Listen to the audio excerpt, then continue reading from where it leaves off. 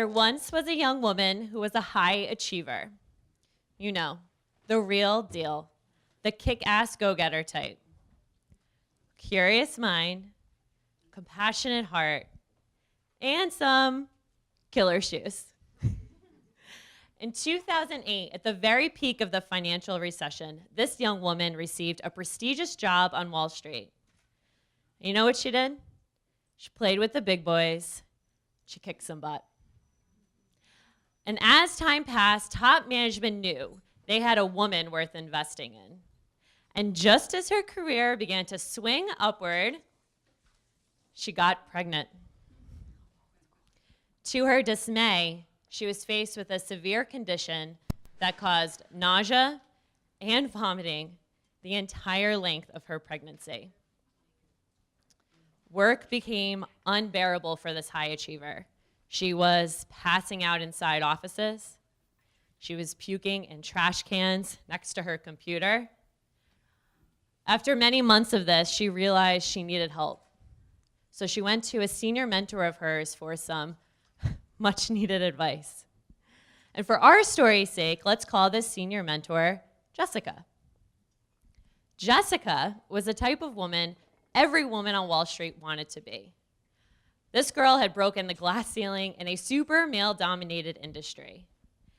And bonus, she did all of this while also being a mom. So the young woman told Jessica what was happening and how she didn't think she could continue at her current pace. And Jessica looked at her right in the eye and said, "Darling, suck it up. I too had a horrible pregnancy, but I sucked it up because I cared about my career." Yep, that's how that conversation went down. And the young woman did just that. She pushed forward, even at risk to her own health and the health of her baby. And shortly before going out on maternity leave, the young woman went to one of Jessica's junior employees, and she was just venting. She didn't understand how Jessica was able to push through her pregnancy so seamlessly. And the junior employee looked at the young woman and said, "What are you talking about?" Jessica took off 4 months during her pregnancy.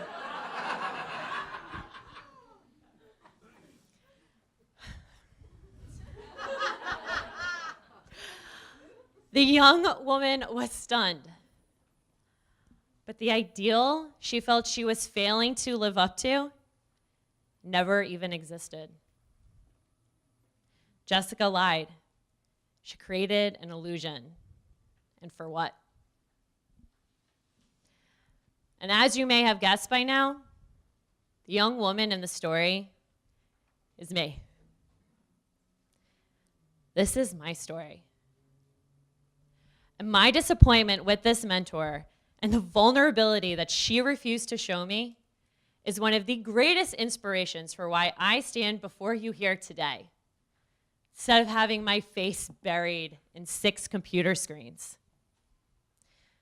This is why I left Wall Street, because I want to walk with women in their struggles. I dream of building a community where moms look out for other moms because we each have something special, something unique that only we can offer. Our own selves and our own experiences. The media is full of headlines trumpeting companies' commitments to diversity. And while we can debate everything from salary transparency to quotas to place women in upper management, we are missing one of the most fundamental issues: making work for moms. According to a Pew Research report, 94% of women in the United States either have children or desire to at some point in their future. You can't talk about closing the gender wage gap or putting women in upper management without talking about moms. So, what are we gonna do? And this is a topic I have spent countless hours talking to hundreds of women about, because I tell you now, my story It's not unique. Women encounter structural and relational obstacles at work all the time.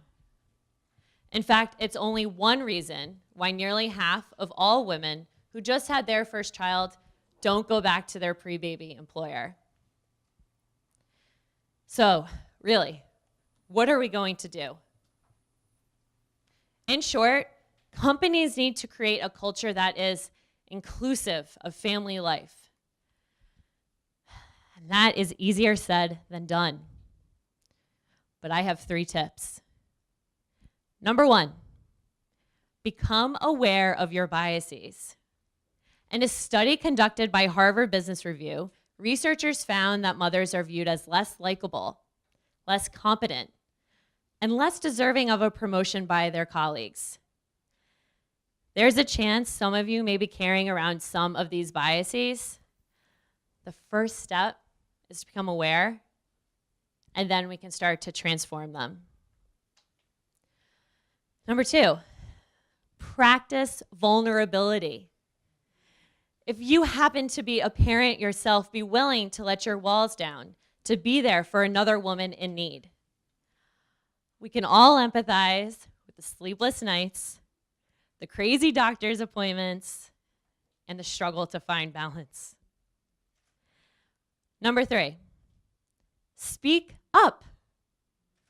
If you happen to see a woman being publicly humiliated or harassed because of her pregnancy, don't stand by quietly. And if you overhear a manager doubt a new mom's ability to take on more work, fight for her. For those of us with a very clear vision on how to make work work for moms, super frustrating to see a Jessica, or a Thomas for that matter, in positions of power. But if we're here to create that brave new world, we have to start challenging the old ways of thinking of pregnancy and of motherhood. Making work work for moms, it's not easy, but it sure is worth it. Thank you.